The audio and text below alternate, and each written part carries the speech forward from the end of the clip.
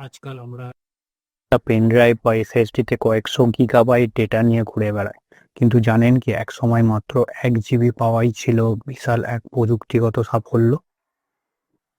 1980 সালে আইবিএম তৈরি করে বিশ্বের প্রথম 1 জিবির হার্ড ড্রাইভ, IBM 3380। তবে এটি কোনো সাধারণ ডিভাইস ছিল না। এই হার্ড ড্রাইভের আকৃতি ছিল একটি রেফ্রিজারেটরের মতো, ওজন ছিল প্রায় 550 পাউন্ড।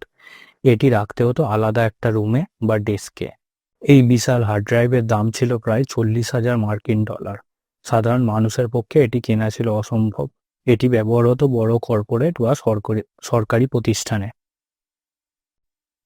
আজকের আধুনিক হার্ড ড্রাইভ বা এসএসডির দিকে তাকালে বোঝা যায় প্রযুক্তি কত দ্রুত এগিয়েছে।